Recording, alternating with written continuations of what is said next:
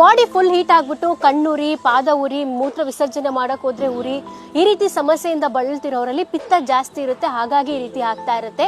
Immediate ಆಗಿ body ಏನಾದ್ರೂ cool ಮಾಡ್ಕೋಬೇಕು ಅಂದ್ರೆ ಬಾದಾಮ್ ಗೋಂದ್ ಅಂತ ಸಿಕ್ಕತ್ತೆ, ಒಂದ್ 3-4 ತಗೊಂಡು ನೀರೊಳಗಡೆ ಹಾಕಿ 3-4 ಗಂಟೆ ನೆನೆಯಕ್ ಬಿಡಿ. ಅದಾದ್ಮೇಲೆ ಅದು ಜೆಲ್ಲಿ ಜೆಲ್ಲಿ ತರ ಆಗುತ್ತೆ. ಮಜ್ಜಿಗೆ ಒಳಗಡೆ ಅಥವಾ ನೀರೊಳಗಡೆ ಯಾವ್ದ್ರಲ್ಲಾದ್ರೂ ಹಾಕ್ಬಿಟ್ಟು ಕುಡೀರಿ, ಬಾಡಿ ಇಮಿಡಿಯೇಟ್ ಕೂಲ್ ಆಗುತ್ತೆ. ಇದರಲ್ಲಿ ಕ್ಯಾಲ್ಸಿಯಂ ಮತ್ತೆ ಫೈಬರ್ ಜಾಸ್ತಿ ಇರೋದ್ರಿಂದ ಗ್ಯಾಸ್ಟ್ರಿಕ್, ಅಸಿಡಿಟಿ ಇದ್ರೂ ಕೂಡ ಹೋಗುತ್ತೆ.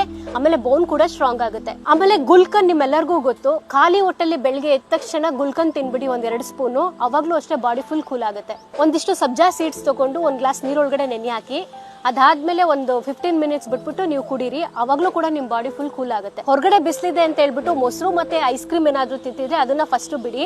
ಯಾಕೆ ಅಂದ್ರೆ ಅದು ಹೊಟ್ಟೆ ಒಳಗಡೆ ಹೋದ ತಕ್ಷಣ ಹೀಟ್ ಪ್ರೊಡ್ಯೂಸ್ ಮಾಡ್ಬಿಟ್ಟು ಇನ್ನೂ ಬರ್ನಿಂಗ್ ಜಾಸ್ತಿ ಮಾಡುತ್ತೆ. ಅದಕ್ಕೋಸ್ಕರ ಮೊಸರುಗೆ ಬದಲಾಗಿ ಮಜ್ಜಿಗೆ ತಗೊಳ್ಳಿ, ಐಸ್ ಕ್ರೀಮ್ಗೆ ಬದಲಾಗಿ ಎಳ್ನೀರ್ ಕುಡೀರಿ. ನೆಕ್ಸ್ಟ್ ಒಂದು ರಾಗಿ ಅಂಬ್ಲಿ, ಅದಕ್ಕೊಂದ್ ಸ್ವಲ್ಪ ಮಜ್ಜಿಗೆ ಹಾಕೊಂಡ್ರೆ ಇನ್ನೂ ಬಾಡಿ ಕೂಲ್ ಆಗುತ್ತೆ. ಆಯುರ್ವೇದ ಅಂಗಡಿಗೆಲ್ಲಾದ್ರೂ ಹೋದ್ರೆ ಲಾವಂಚ ಬೇರ್ ಕೊಡಿ ಅಂದ್ರೆ ಕೊಡ್ತಾರೆ.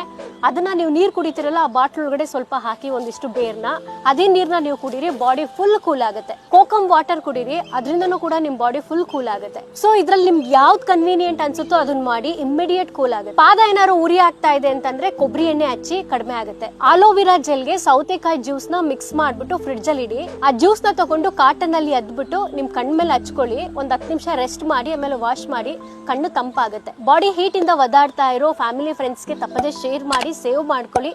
ನಮ್ಮ ಪೇಜ್ ಅನ್ನು ಕೂಡ ಫಾಲೋ ಮಾಡಿ. ಧನ್ಯವಾದಗಳು.